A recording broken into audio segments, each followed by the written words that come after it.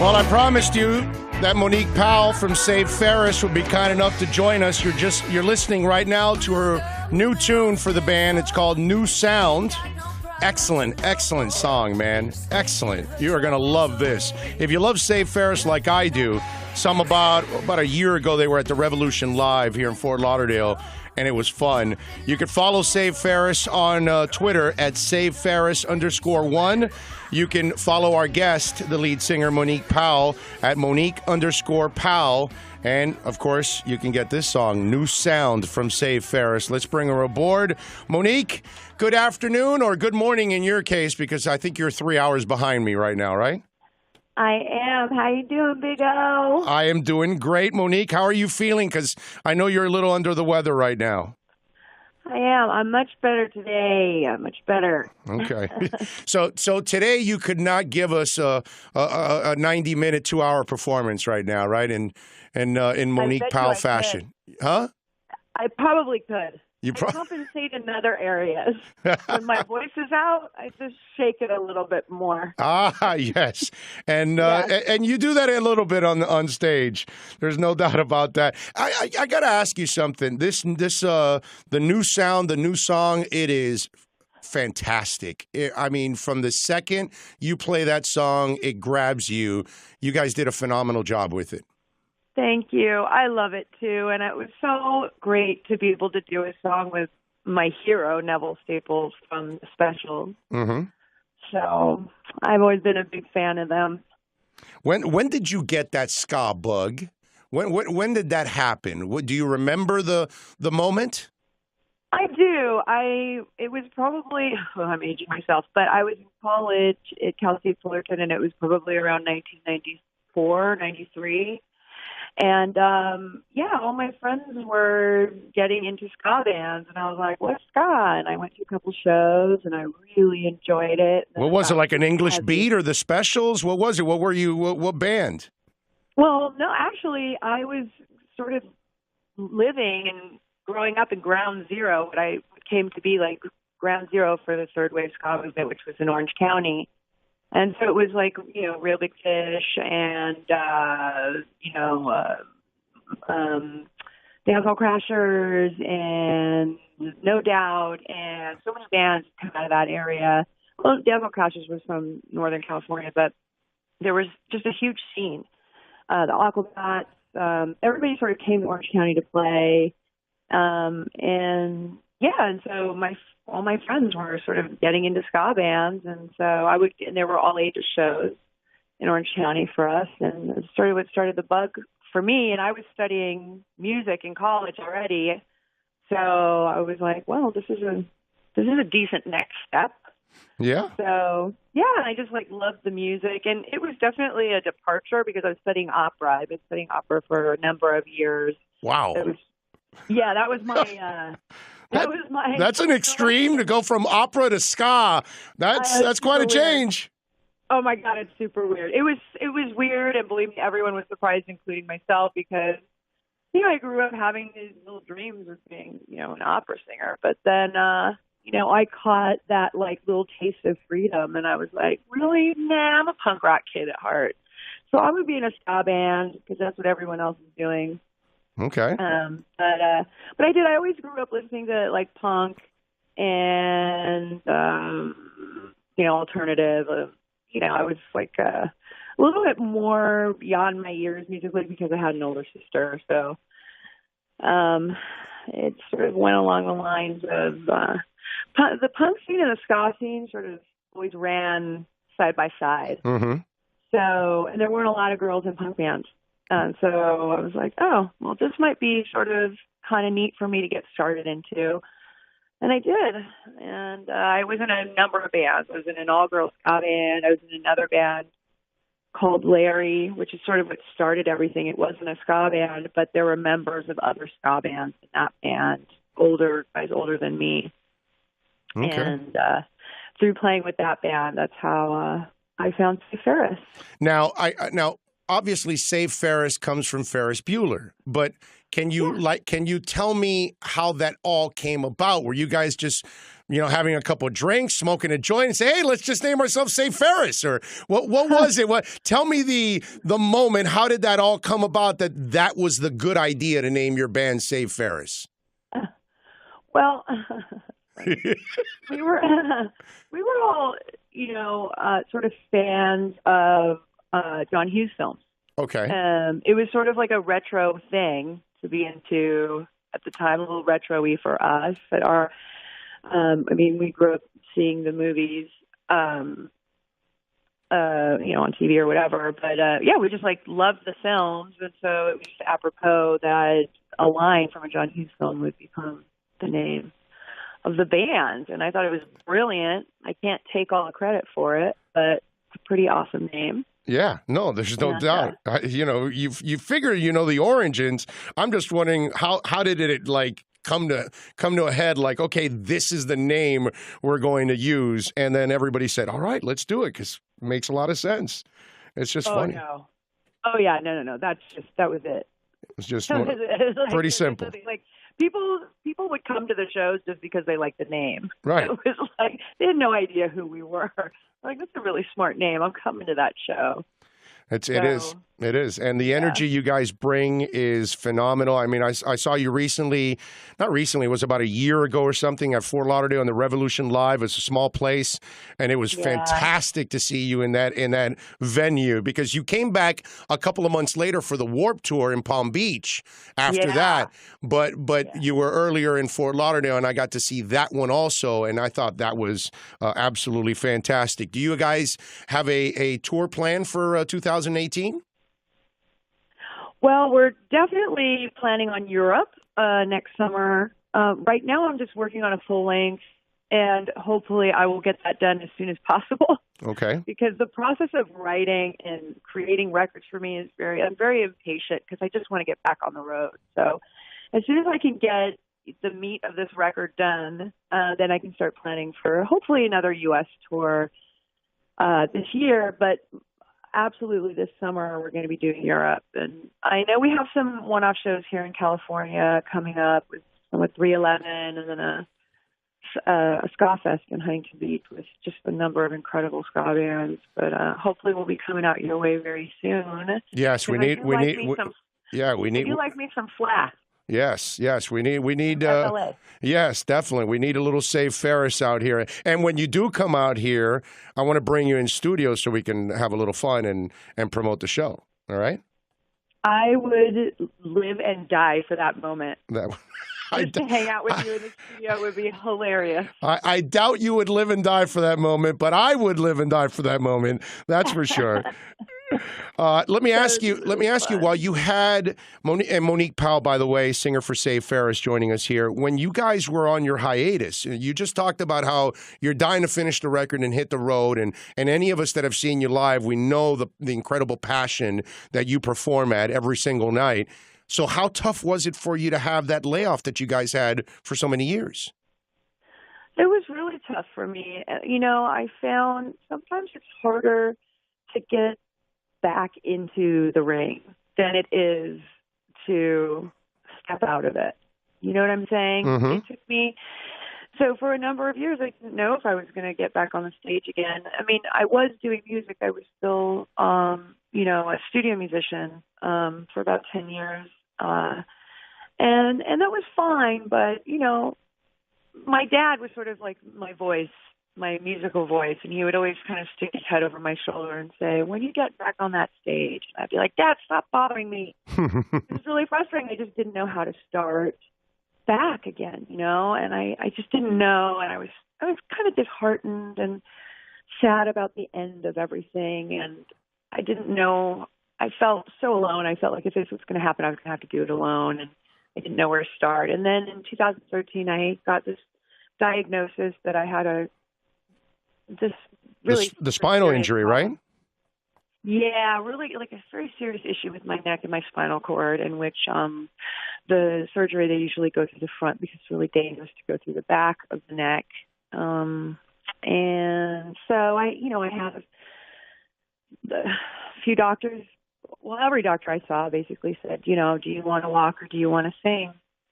Because if we go through the front of the neck, you'll never sing again, but you have to have the surgery and walk.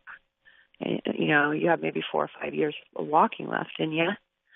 And so I was like, Wow. At that point, I got determined, and I found this determination inside of myself where I was like, that's unacceptable. I found that spark, and I said, I don't care what it takes. If I have to, like, go to Sweden and have a surgery, or they go through the back of my neck, I'm going to do it. But I don't, you know, I don't care what I have to do. Wow. So luckily, I found a doctor at Cedars who had got a team of doctors together, and they went through the back of my neck. But as I was going under, I said to my dad, if I wake up from this and I can still sing and I can still dance, then I'll get back on that stage. And when I woke up from surgery, I was like, oh, excuse my language. Oh, shoot. And so then that night they had me stand, and I stand, and through the excruciating pain, I said to my dad, oh, no, I have to get back on stage now. So it was like, that was it. I made my dad a promise. And at that point, it started the ball rolling. And then when the EP that has New Sound on it, my dad sang on it. And that was the first body of work that I had put out. You're talking about Checkered Past, right? Checkered Past, Mm-hmm. yeah. It was the first body of work I put out for probably 15, 16 years. My dad sang on Goodbye Brother, and then my dad died and right before the first tour. But he, you know, got to see us sell out the Pacific Amphitheater, and he got to see me put out another body of work. And so I kept my promise, and Dad got to see it, and so I carry him with me now. Everywhere I go. That's awesome. That's awesome. And Yeah. you know he's still watching. You know he's still watching, so that's a good thing. You know what I mean? And yeah, I know he is. Yeah, I mean, I wouldn't have been able to do this. Obviously, look, I didn't do this alone, and I, you know, wouldn't have been able to do this without his nagging. Right. It's like 10 years of endless nagging, but also his love of music is what really brings me through every moment of it, because it hasn't been easy, but it's been fun, you know? No, and I I've feel been you. grateful for every moment of it, even the hard parts. I can tell. I can tell when you're on stage. You see it, Monique. When you're on stage, anybody that watches you can tell how much fun you're having and the energy that's coming out of that stage to us. We feel it. So trust me, it's one of those things. And going back to your dad, I always have this conversation because I can relate. I lost my dad 20-something years ago, but it's weird when you lose a parent because it's something you never recover from. You kind of learn to deal with it, but you really never recover because when it's your parents, those memories are there every day of your life. Right. And coincidentally, he died a year ago on the 9th. So it's very interesting. It was just a few days ago, the 1-year anniversary. So, yeah, I mean, it's true. I was just saying yesterday, when do you stop feeling like Never. When do you start believing that they're gone? Because Never. I'll look at his picture and I'll be like, I can't believe he's gone. Never. You trust me, Monique. It'll never happen. It's 20-something years later for me, and there'll be moments where I'm driving my car going home, and then I just think of my dad, and I'm like, why isn't he here? And I can't believe he's gone. And it's you're gonna feel like that forever. That's the way it is because it's your parents. It's just one of those things. You never recover from it. You really never will. Yeah. Yeah. Well, But luckily, you know, every note I sing, my dad is there because my dad was a singer, but you know, he never did anything with it. We do some karaoke together and things like that. But he always had this dream, and so he lived the dream vicariously through me, and I lived my dream vicariously for him. And so now at every note, he's like in every note. He was there to take me to every voice lesson. He was there at every show. He was, you know, he was really my champion. And so he really does live on in my music. And so that also makes me go like, when am I going to Because as long as I'm singing, it's like he's still here. Of course. Of course. So, Let me ask you, when you said you were studying opera, was that when you were young, and were your parents like pumped up about that? I'm just wondering, when you went from opera to ska, how did they handle that? well, the whole thing was very interesting. I was maybe 10 years old, and like I said, my dad had always loved singing, and so I thought, oh, maybe I'll try singing out. And so I did a little bit. My parents were like, do you want to take lessons? And I said, sure, let's take some lessons, because that's what they did. They always encouraged that, the artistic and creative side of me. And then we found a voice teacher, and the only voice teacher that we could find that we could afford happened to be an opera singer. So, and I didn't know this, but in the beginning I started going to her for pop lessons. And then one day she said to me, do you want to hear what I do? And she played me a little demo tape of her arias.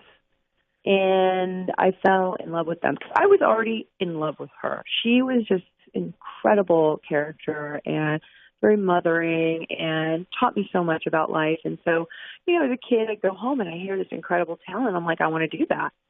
So I came back, and that's when we started pursuing opera. So I could, I think I know my parents were proud on one hand, but I can't help but feel like when I came to my parents with the first Save Ferris album, the EP, that my dad was like, yes,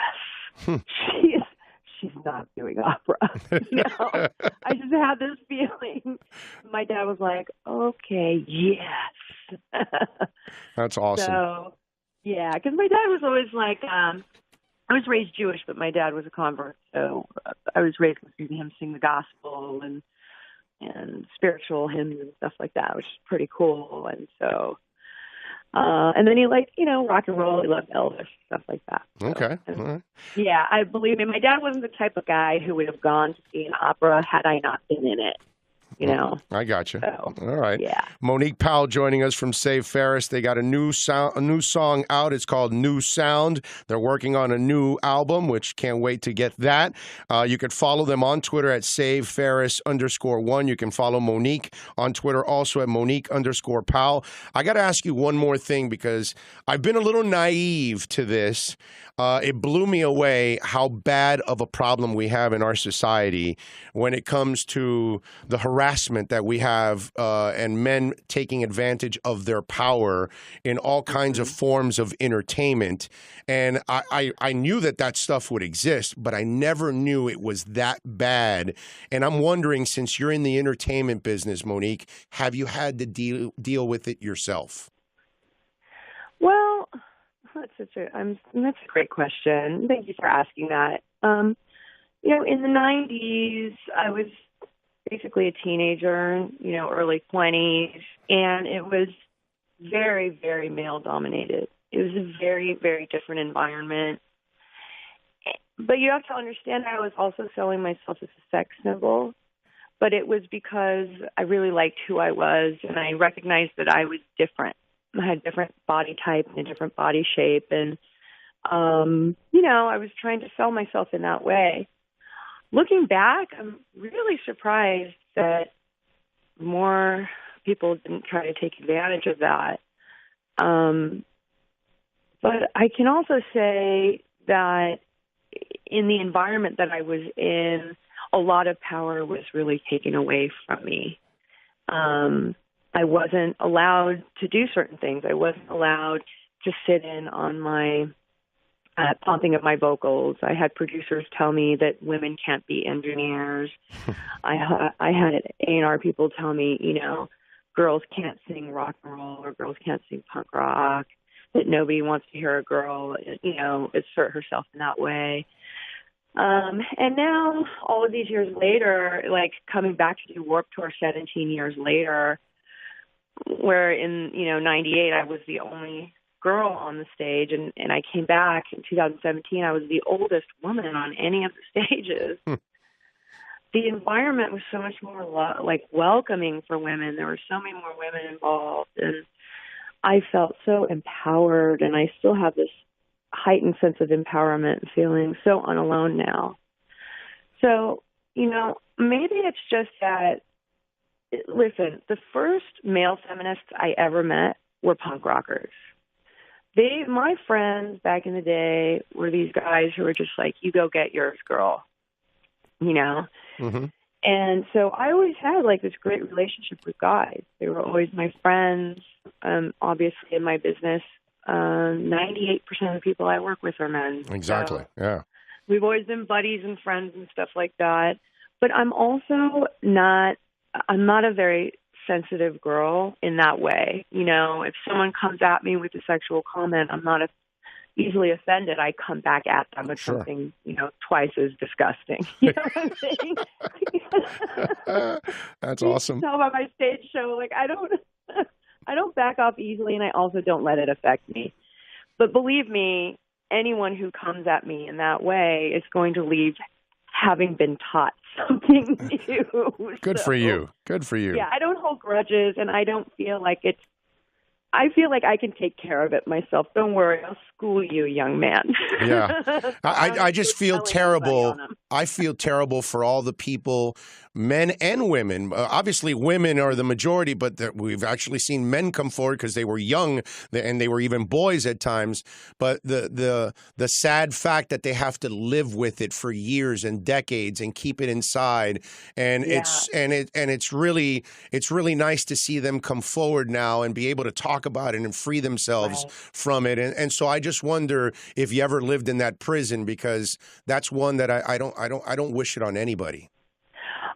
You know what, I do understand. You know, I have a lot of Me Too moments, particularly before being in music and being a child and being treated in certain ways, and a young adult being treated in certain ways and not really understanding any of it, but also feeling like I didn't have the words to describe to anybody what was happening or what had happened.